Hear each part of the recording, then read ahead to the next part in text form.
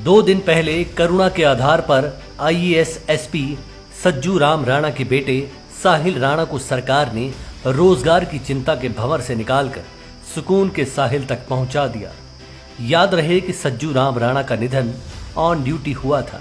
उन्हें उस वक्त हार्ट अटैक आया था जब वे कांग्रेस की सरकार बनने के बाद धर्मशाला में आयोजित हो रही आभार रैली में ड्यूटी दे रहे थे। सरकार ने साहिल को बतौर पुलिस सब इंस्पेक्टर तैनाती दी है।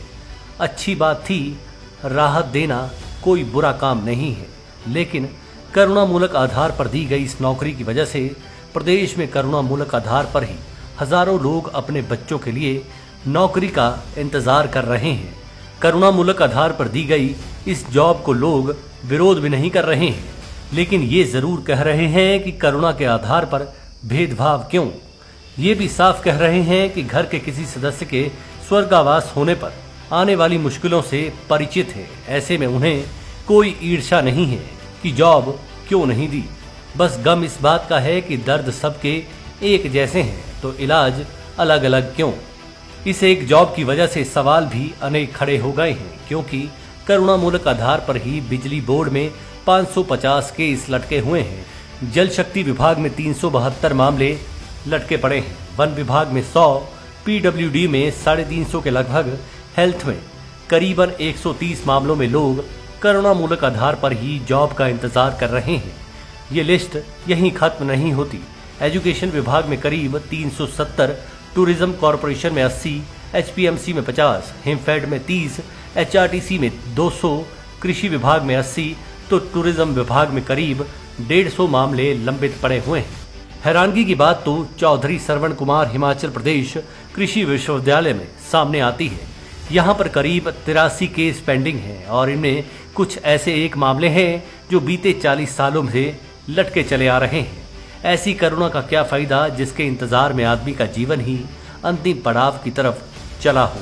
यही वजह है कि अब मानवीय आधार पर किया गया काम भी बवाल की वजह बन गया है।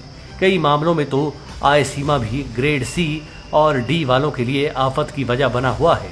सीधा सवाल पूछा जा रहा है कि ऐसी क्या वजह हुई है कि राहत में कईयों को कंकड़ ही परोसे जा रहे हैं और चुन चुन कर कुछ को दाना पानी मुहैया करवाया जा रहा है। ऐसे में एक सवाल और है कि क्या पुलिस महकमे के लोग भी अफसरों पर ही दया दृष्टि रखते हैं। बकाया अकाल मृत्यु या फिर अन्य वजहों से काल का ग्रास बने पुलिस कर्मियों के बच्चों के प्रति उनका कोई दायित्व नहीं बनता। जाहिर सी बात है कि धड़ाधड़ तरीके से करुणामूलक आधार पर नौकरी देने का केस तैयार किया गया होगा और राहत दे दी गई होगी। अगर ये भी मान लें तो कोई बुरी बात नहीं है। पुलिस विभाग के अफसरों की इस कवायद से भी बाकी महकमों के अफसरों को सबक लेना चाहिए कि वे तुरंत अपने विभाग में करुणामूलक आधार पर नौकरियों के केस फाइनल स्टेज तक पहुंचाएं और सरकार से इन लोगों को राहत की हरी झंडी पुलिस महकमे की तरह दिखाएं। आखिर इनके भी तो परिवार हैं, इनके बच्चे भी तो नौकरियों के इंतजार में बैठे हुए हैं। क्यों इनके लिए ऐसा कोई सिस्टम नहीं बनता जिससे इनको भी राहत मिल सके। मनीष कौल, लेकिन बाइट न्यूज।